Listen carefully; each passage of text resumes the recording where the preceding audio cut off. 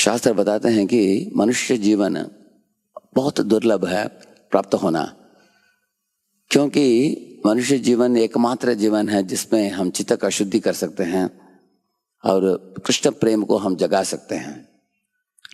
जैसे अगर आपको किसी ने एक आम का कुटली दिया, अगर आपने उसको बीरो में रख कर कपट में ला करके रख दिया तो आपको कुछ नहीं मिलने वाला, जैसे कि वैसे रह जाएगा वो।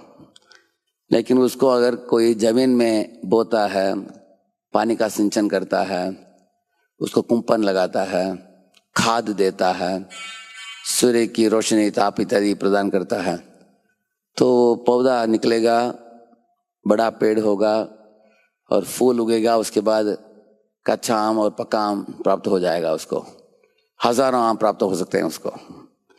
इसी तरह अगर हम मानव जीवन में श्रील प्रभुपाद जी के दिए हुए विधि विधानों को अपने जीवन में अगर हम उतार कर उस दिशा में अगर हम अग्रसर होते हैं तो हमारी भक्ति लता का बीज का वर्धन होता है, वो डेवलप होकर, ऐसे बताते हैं चैतन्य महाप्रभु, वह भक्ति लता जब बढ़ता जाता है वो इस ब्रह्मांड को भी पार करके छेद कर ऊपर जाता है, ब्रह्म ज्योति को भी पार करके वैकुंठ में जाकर, गोलोक में जाकर कृष्ण के श्री चरणों में वो एक कृष्ण प्रेम का फल को पैदा करता है। और उसको पानी सिंचन करने वाला इसी दुनिया में इधर ही पानी सिंचन कर रहा है, लेकिन फल उधर उगता है, ऐसे बताया गया है। क्योंकि पानी सिंचन क्या है? श्रवण और कीर्तन। तो इस तरह का प्रातः कार्यक्रम जो है, आरतियाँ और नाम जप और भागवत का श्रवण और विधि विधान के अनुसार वैदिक साधना भक्ति के जीवन जीकर अगर कोई गुरु के आश्रय में रहकर भक्ति करेगा, ऐसे व्यक्ति का भक्ति लता का पोषण होता रहता है, वो बढ़ता जाता है। कैसे पता?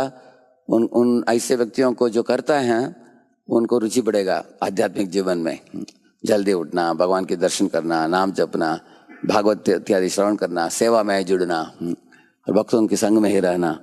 तो ये सब उचित बात है भक्तों के लिए।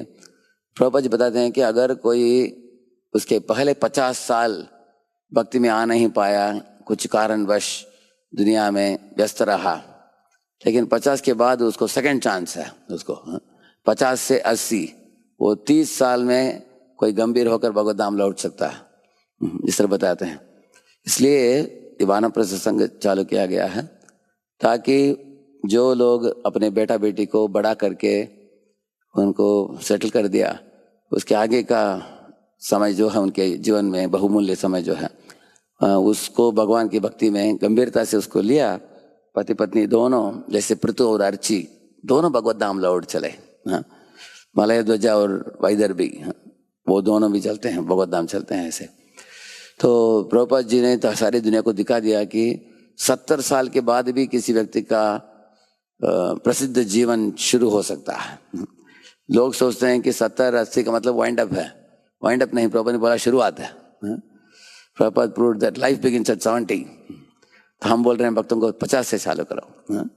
तो इस तरह ये जो कुटली बताया मैंने, वही ideas, plans, procedures, instructions, teachings of Srila Prabhupada and our गुरु परंपरा आचार्यस और गिविंग, वही हमारे लिए कुटली है, मिला है हमको। उसको बहुत विधिवत श्रवण आदि जल का सिंचन करके उसको बढ़ाना हर एक मनुष्य का कर्तव्य है। और इस तरह के कैंप हम आयोजन करते हैं ताकि हम लोग साथ में आकर एक दूसरे से प्रेरणा लेते हुए हम भक्ति में जीवन में हम आगे बढ़ सके। और इस तरह बढ़ने से हरिनाम और हरिकथा, ये दो ही चीज़ है पानी का सिंचन। बहुत सरल है, मार्ग सरल है, सिर्फ पकड़ने के लिए तैयारी होनी चाहिए बस। हमारी ओर से तैयारी हो तो हम इसी जन्म में आसानी से हम भगवत प्राप्ति कर सकते हैं। हरिनाम प्रभु की। Let's offer our humble obeisances unto all the Vaishnava devotees of the Lord who are just like desertaries or ocean of mercy, full of compassion for the fallen conditioned souls. Vancha kalpatarubhyascha kripa sindhubhya eva cha patitanam pavanebhyo vaishnavebhyo namo namaha. Ananta koti vaishnava vrinda ki वैष्णव ठाकुर श्रील प्रभुपाद की, नामाचार्य हरिदास ठाकुर की।